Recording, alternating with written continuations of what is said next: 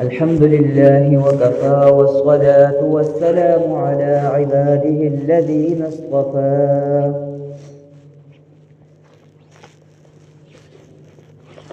أما بعد فأعوذ بالله من الشيطان الرجيم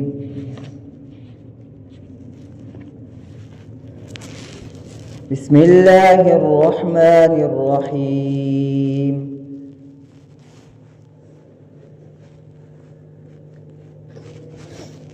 وإذ تأذن ربكم لئن شكرتم لأزيدنكم ولئن كفرتم إن عذابي لشديد وقال موسى إن تكفروا أنتم ومن في الأرض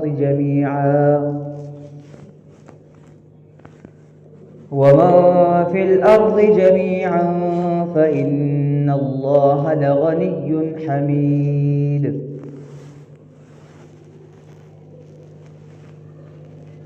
محترم سامعین،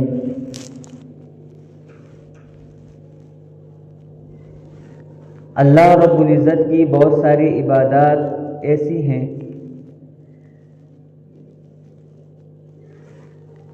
کہ جن عبادات کو بجا لانے کے لیے ہمیں جسمانی طور پر طاقت خرچ کرنی پڑتی ہے یا مال و دولت خرچ کرنا پڑتا ہے، اور وہ عبادات بظاہر قدر مشکل ہوتی ہیں،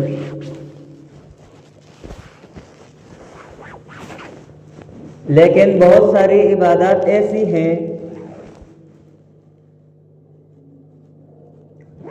کہ جن کو بجا لانے کے لیے زیادہ تر جسمانی قوت اور طاقت خرچ کرنے کی ضرورت نہیں پڑتی، اور ان عبادات کو بجا لانے کے لیے کوئی وسیع یا وافر مقدار میں مال و دولت بھی نہیں خرچ کرنی پڑتی، لیکن وہ عبادات اللہ کے ہاں بہت محبوب ہوتی ہیں۔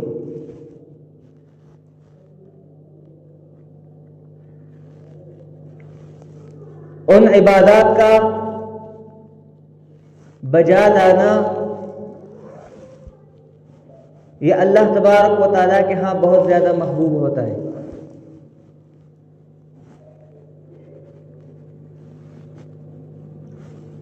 ان عبادات میں سے ایک عبادت اللہ تبارک و تعالیٰ کا شکر ادا کرنا ہے۔ اللہ رب العزت کا شکر ادا کرنا یہ بھی دراصل اللہ رب العزت کی عبادت ہے۔ جس طرح نماز ایک عبادت ہے، روزہ عبادت ہے، حج عبادت ہے، جہاد عبادت ہے، زکوٰۃ عبادت ہے، صدقات عبادت ہیں، اسی طرح ایک عبادت اللہ رب العزت کا شکر ادا کرنا یہ بھی اللہ رب العزت کی عبادت ہے۔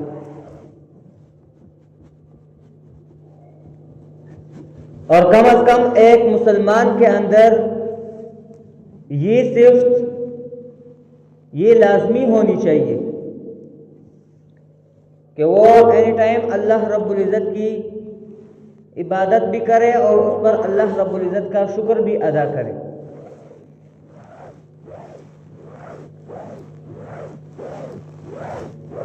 جو بندے اللہ رب العزت کا شکر ادا نہیں کرتے ہیں، اللہ رب العزت ان کو مال و دولت جو اللہ رب العزت نے ان کو عطا کی ہو ان سے محروم کر دیتے ہیں۔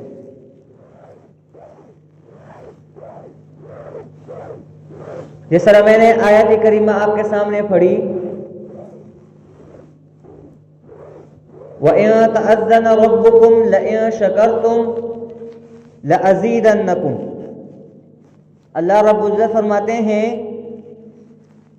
کہ اگر تم میرا شکر ادا کرو گے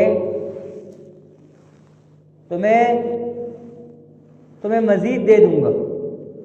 وَلَئِن كَفَرْتُمْ، اور اگر تم میرا شکر ادا نہیں کرو گے، میری نعمتوں کی ناقدری کرو گے، تو خوب سمجھ لو ان عذابی لشدید، میرا عذاب پھر بہت سخت ہے.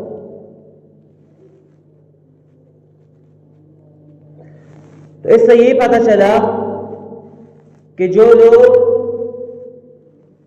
اللہ کا شکر ادا کرتے ہیں تو اللہ رب العزت ایک تو ان کی مال و دولت میں اور ان کو جو نعمتیں اللہ رب العزت کی طرف سے عطا کی گئی ہیں اللہ ان نعمتوں میں اضافہ کر دیتے ہیں، کیونکہ خود اللہ رب العزت نے وعدہ کیا ہے لَإِن شَكَرْتُمْ لَأَزِيدَنَّكُمْ، اگر میرا شکر ادا کرو گے تو میں تمہیں مزید دے دوں گا. اور اگر اللہ کی نعمتوں پر اللہ کا شکر ادا نہیں کرو گے تو خود اللہ رب العزت نے فرما دیا ان عذابی لشدید، پھر خوب سمجھ لو پھر میرا عذاب بہت سخت ہے. اب اللہ رب العزت کا شکر ادا کرنا، کوئی آدمی اگر اللہ رب العزت کا شکر ادا کرے یا اللہ رب العزت کا شکر ادا نہ کرے، اللہ رب العزت کو کوئی فرق نہیں پڑتا. جس طرح اسی آیت میں آگے اللہ رب العزت نے فرمایا وَقَالَ مُوسَىٰ إِن تَكْفُرُوا أَنتُمْ وَمَن فِي الْأَرْضِ جَمِيعًا فَإِنَّ اللَّهَ لَغَنِيٌّ حَمِيدٌ. موسیٰ علیہ السلام نے اپنی قوم سے فرمایا کہ اگر تم سارے مل کر اس زمین میں جو یہ سارے مل کر بھی اگر اللہ رب العزت کی ناشکری کرو گے تو اللہ رب العزت کو کوئی فرق نہیں پڑتا. فَإِنَّ اللَّهَ لَغَنِيٌّ حَمِيدٌ، اللہ رب العزت غنی ذات ہے، اس کی تعریفیں ہوتی رہتی ہیں. اور اسی طرح ایک اور جگہ اللہ رب العزت نے فرمایا وَلَقَدْ آتَيْنَا لُقْمَانَ الْحِكْمَةَ أَنِ اشْكُرْ لِلَّهِ وَمَن يَشْكُرْ فَإِنَّمَا يَشْكُرُ لِنَفْسِهِ وَمَن كَفَرَ فَإِنَّ اللَّهَ غَنِيٌّ حَمِيدٌ. کہ لقمان حکیم نے اللہ رب العزت نے فرمایا کہ میں نے ان کو حکمت دی تھی، اور اللہ رب العزت فرماتے ہیں کہ جو اللہ کا شکر ادا کرے تو اپنے لیے اللہ کا شکر ادا کرتا ہے، اور جو اللہ رب العزت کی نعمتوں پر اللہ رب العزت کی ناقدری کرتے ہیں، ناشکری کرتے ہیں، تو اللہ رب العزت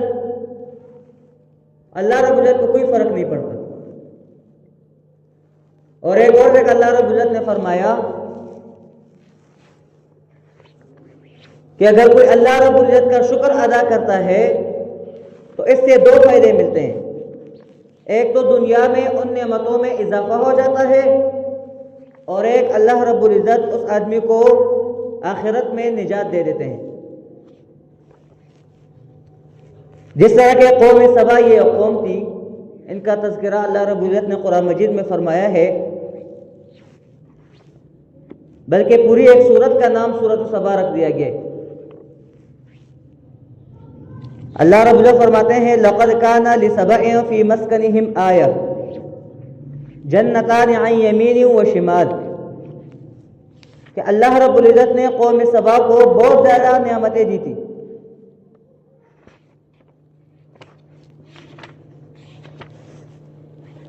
لَقَدْ كَانَ لِسَبَإٍ فِي مَسْكَنِهِمْ آيَةٌ، کہ اللہ رب العزت نے قوم سبا کو بہت ساری نشانیاں دی تھی. جنتان عن یمین و شمال، ان کو طرح طرح کے باغات دیے تھے. جنتانی، دو باغات ان کو دیے تھے، عن یمین و شمال، دائیں طرف بھی باغ بائیں طرف بھی باغ، اور لمبے لمبے باغات تھے. یہ بیچ میں سے گزرتے تھے، دائیں طرف بھی باغ ہوتا تھا، بائیں طرف بھی باغ ہوتا تھا، بیچ میں سے یہ گزرتے تھے. اور باغ بھی ایسے عام باغ نہیں تھے، پھلدار درخت تھے، ذائقہ دار درخت تھے. انہی پھلوں کے ساتھ ان کی تجارت وابستہ تھی. اپنی تجارت اسی پھلوں سے کرتے تھے. اللہ رب العزت فرماتے ہیں کہ میں نے ان سے کہا کہ میں نے تمہیں اتنی نعمتیں دی ہیں، تم ایک تو میری عبادت کرو، کلوا من رزق ربکم، اور یہ جو نعمتیں میں نے تمہیں دی ہے اس سے کھاؤ پیو، لیکن ایک کام کرنا، واشکروا لہ، میرا شکر ادا کرو، میری ناشکری نہ کرو. بلدۃ طیبۃ ورب غفور، اگر تم ایسا کرو گے، میرا شکر ادا کرو گے، تو ایک تو میں تمہیں دنیا میں اس کا انعام یہ دوں گا کہ تمہاری نعمتوں میں اضافہ کر دوں گا. بلدۃ طیبہ، یہ شہر تمہارے لیے ہمیشہ پاکیزہ رہے گا، اس شہر میں تم جو چاہو گے تمہیں ملے گا. ورب غفور، اور اللہ رب العزت بھی غفور رحیم ذات ہے، تمہیں اللہ رب العزت آخرت میں بھی بخش دیں گے. اب انہوں نے ایسا کیا، انہوں نے اللہ رب العزت کی بات نہیں مانی، اور ان کو اللہ رب العزت کی یہ نعمتیں راس نہیں آئی. جس طرح کہ بنی اسرائیل کو اللہ رب العزت نے نعمتیں دی تھی اور ان کو وہ نعمتیں راس نہیں آ رہی تھی، ان کو من و سلوا دیا تھا اللہ رب العزت نے، ان کو تیار کھانا مل جاتا تھا من و سلوا کی صورت میں، تو انہوں نے کہا کہ لن نصبر علی طعام واحد فادع لنا ربک یخرج لنا مما تنبت الارض من بقلها وقثائها وفومها وعدسها وبصلها قال اتستبدلون الذي هو ادنى بالذي هو خير. انہوں نے کہا کہ ہم ایک کھانے پر صبر نہیں کر سکتے، روز ہمیں من و سلوا ملتا ہے، صبح بھی من و سلوا، شام کو بھی من و سلوا. موسیٰ علیہ السلام سے فرمایا کہ انہوں نے موسیٰ علیہ السلام سے کہا کہ اپنے رب سے کہو ہمیں ایک ایسی جگہ بھیج دیں کہ جہاں پر ہم جا کے کھیتی باڑی کریں، ہم خود اپنے لیے سبزہ اگائیں، ہم خود محنت مشقت کریں. تو موسیٰ علیہ السلام نے ان سے کہا اتستبدلون الذی هو ادنی بالذی هو خیر، کہ جو تمہیں بہترین مل رہا ہے تم اس پر اللہ کا شکر ادا کرنے کے بجائے اس کو بدلنا چاہتے ہو برے کے ساتھ. اہبطوا مصر فإن لكم ما سألتم، چلو تم اس شہر میں چلے جاؤ. ایک شہر کا ان کو کہا کہ اس شہر میں چلے جاؤ، جو تم چاہتے ہو تمہیں وہاں مل جائے گا. وضربت علیہم الذلۃ والمسکنۃ وباءوا بغضب من اللہ، جب یہ اس شہر میں چلے گئے، کچھ دن انہوں نے کھیتی باڑی کی، جب یہ اکتا گئے تو ایک تو ان کے اوپر ذلت، اللہ رب العزت نے فرمایا وباءوا بغضب من اللہ وضربت علیہم الذلۃ، ان کے اوپر ایک تو ذلت مسلط ہو گئی. دوسرا اللہ رب العزت کی انہوں نے پھر ناقدری بھی شروع کی، کیونکہ ظاہر ہے جب انسان کھیتی باڑی میں لگ جاتا ہے تو پھر اس طرح عبادت نہیں کر سکتا. پھر صبح و شام انسان تو حریص ہے، تھوڑا کچھ ملتا ہے تو وہ کہتا ہے کہ اور بھی ملے.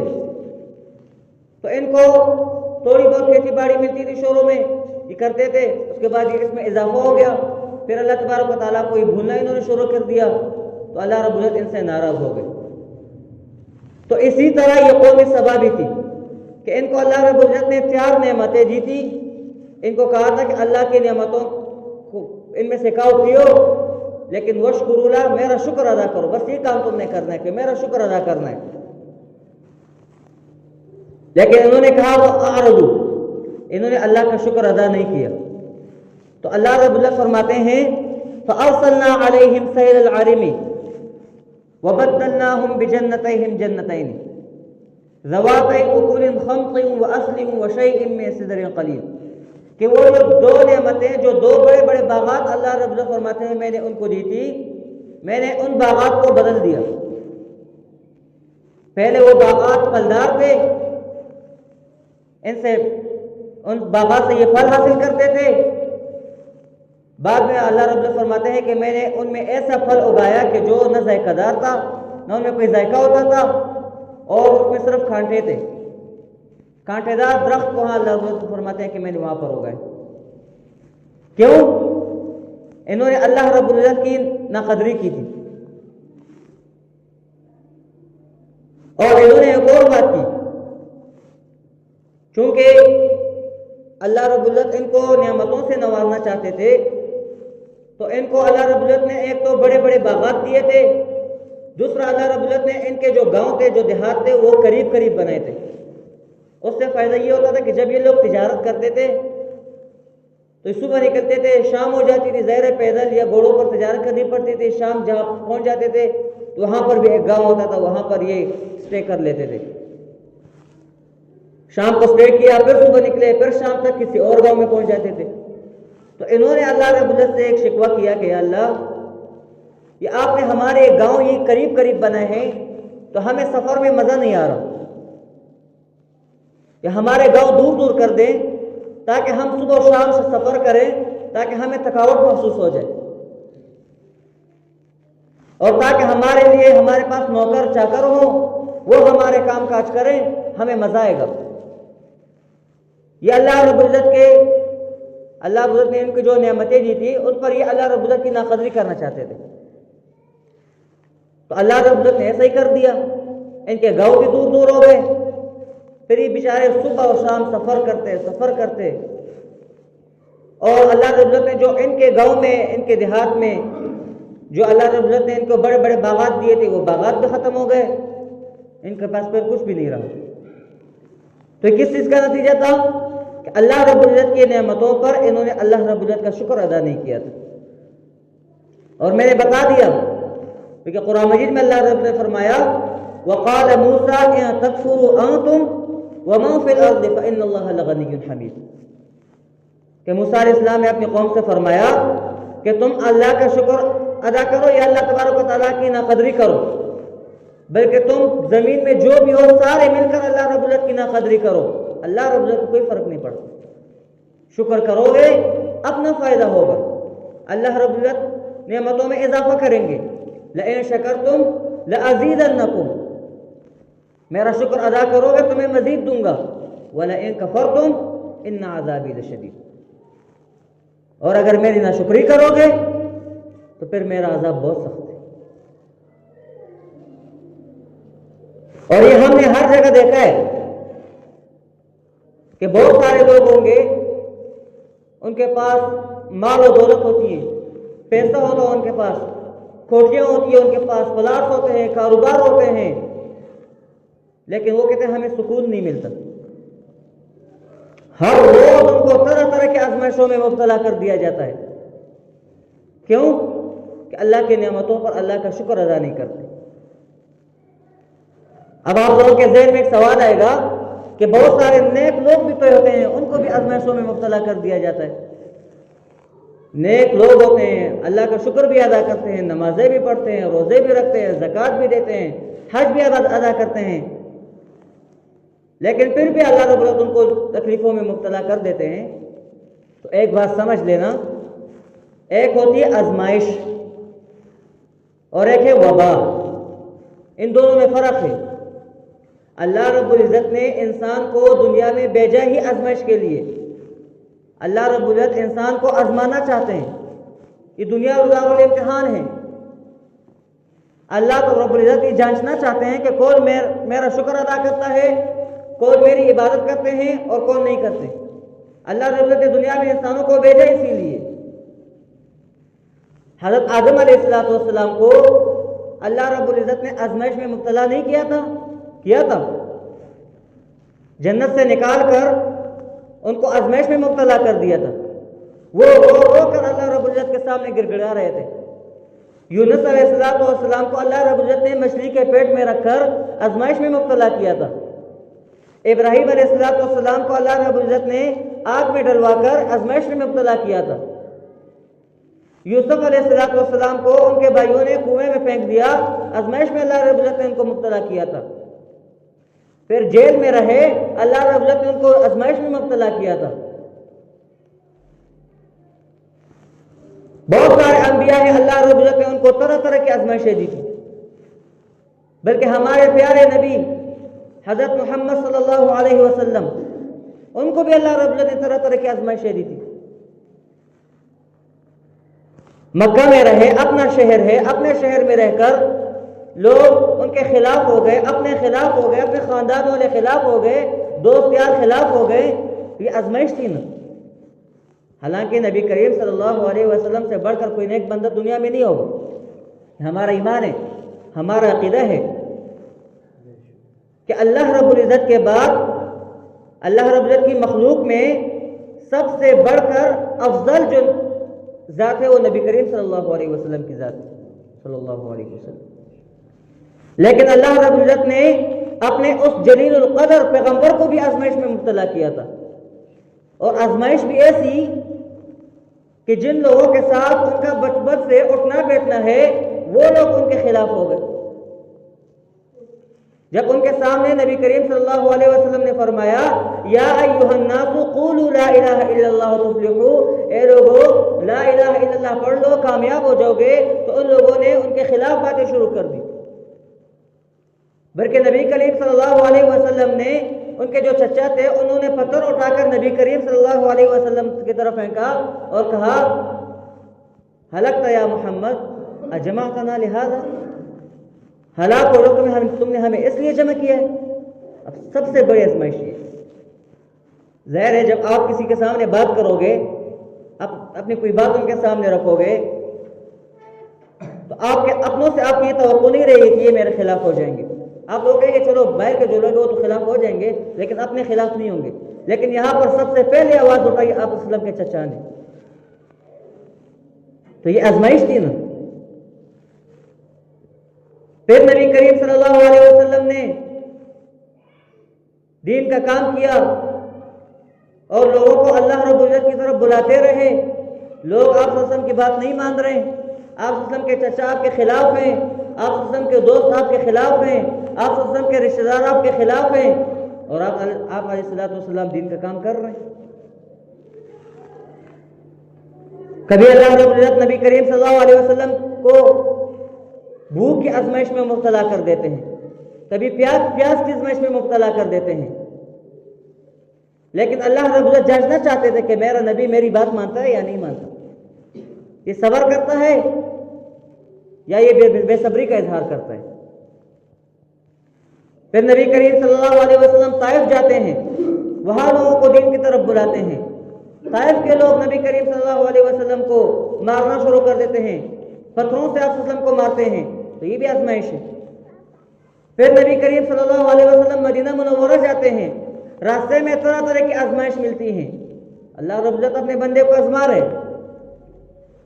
پھر نبی کریم صلی اللہ علیہ وسلم مدینہ جاتے ہیں، مدینہ منورہ میں وہاں یہودیوں سے معاہدہ ہوتا ہے کہ تم پر اگر کوئی حملہ کرے گا تو ہم ساتھ دیں گے، ہم پر کوئی حملہ کرے گا تم ساتھ دو گے۔ وہی یہودی نبی کریم صلی اللہ علیہ وسلم کے خلاف ہو جاتے ہیں، نبی کریم صلی اللہ علیہ وسلم کے خلاف سازش بنانا شروع کر دیتے ہیں۔ یہ آزمائش ہے، اللہ رب العزت ان کو مبتلا کر رہے آزمائش میں۔ پھر نبی کریم صلی اللہ علیہ وسلم دوبارہ مکہ آتے ہیں کہ ہم جائیں گے عمرہ کریں گے، خواب دیکھا تھا، خواب دیکھنے کے بعد وہ کہیں سارے نبی کریم صلی اللہ علیہ وسلم میں ساتھ میں صحابہ کرام ہیں، اس ارادے سے آ رہے کہ ہم جائیں گے عمرہ کریں گے، راستے میں ان کو روک دیا جاتا ہے کہ آپ لوگ عمرہ نہیں کر سکتے۔ نبی کریم صلی اللہ علیہ وسلم پھر بھی صبر کا اظہار کرتے ہیں، اب یہ بھی آزمائش ہے لیکن نبی کریم صلی اللہ علیہ وسلم صبر کا اظہار کر رہے، تو اس کا مطلب یہ ہوا کہ آزمائش میں مبتلا ہونا، اس کا مطلب یہ نہیں ہے کہ کسی آدمی کو اگر آزمائش میں مبتلا کر دیا جاتا ہے تو یہ اللہ رب العزت کے نعمتوں پر اللہ کا شکر ادا نہیں کر رہا، اس کا مطلب یہ نہیں ہے، بلکہ کہتے ہیں کہ اللہ رب العزت کے جتنے نیک لوگ ہوتے ہیں ان کو اللہ رب العزت اتنا ہی آزمائش میں مبتلا کر دیتا ہے تاکہ ان کو کوئی آخرت میں بدلہ ان کا اچھا ملے۔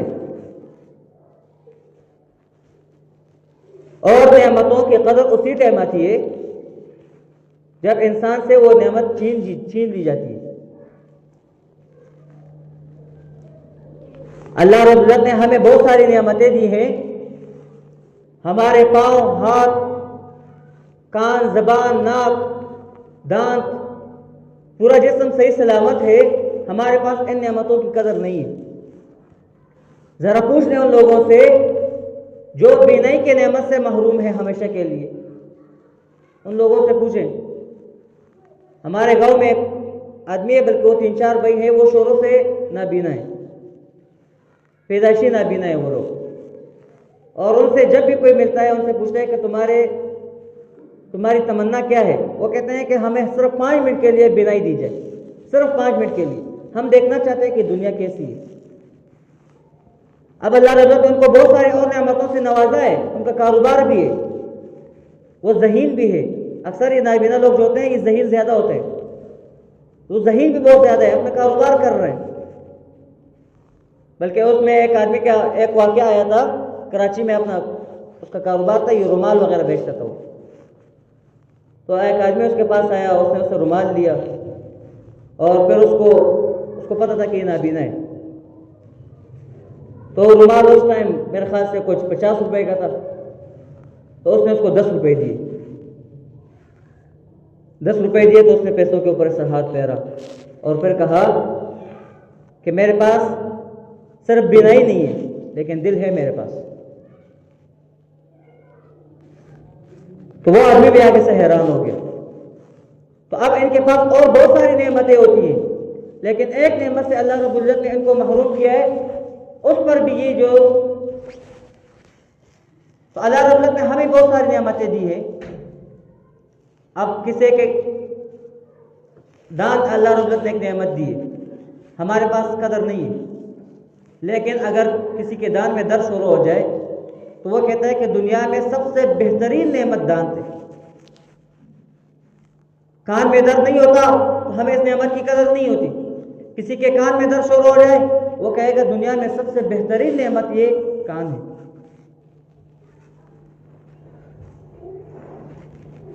تو اللہ رب العزت کی نعمتوں پر اللہ رب العزت کا شکر ادا کرنا چاہیے۔ اب شکر ادا کرنے کا طریقہ کیا ہے؟ سب سے پہلا طریقہ کیا ہے کہ جو نعمتیں اللہ رب العزت نے ہمیں دی ہے، ہم دل سے اس بات کو تسلیم کریں کہ اس میں ہمارا کوئی کمال نہیں ہے، بلکہ یہ اللہ رب العزت نے ہمیں یہ نعمتیں دی ہیں، یہ اللہ رب العزت کی طرف سے ہے۔ ھذا من فضل ربی، صرف لکھنا نہیں ہے۔ بہت سارے لوگ ہوتے ہیں سودی کاروبار ہوتا ہے، حرام کما رہے ہوتے ہیں، حرام کی کمائی سے بنگلے بنا لیتے ہیں، بڑے بڑے کاروبار شروع کر دیتے ہیں، باہر لکھ لیتے ہیں ھذا من فضل ربی، یہ اللہ میرا رب کا فضل ہے۔ تو ایسا نہیں، آپ کو اللہ رب العزت نے جو بھی نعمت دی ہے وہ نعمت تھوڑی ہے یا زیادہ ہے، کہو کہ اللہ کا فضل ہے، میرا اس میں کوئی کمال نہیں ہے۔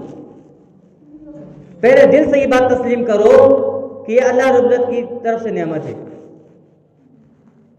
اور وہ نعمت چھوٹی ہو یا بڑی ہو۔ نبی کریم صلی اللہ علیہ وسلم کا فرمان ہے، حدیث کا مفہوم ہے، آپ علیہ السلام نے فرمایا کہ مومن تو مزوں میں ہوتا ہے، یہ ہر ٹائم اللہ کی عبادت میں رہتا ہے۔